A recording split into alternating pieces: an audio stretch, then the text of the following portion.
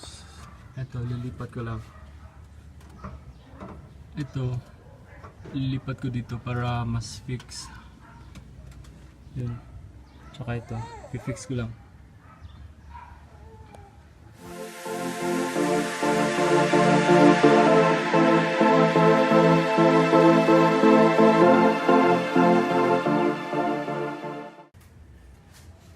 So, yun.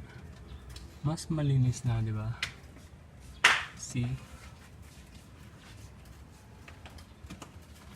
So good.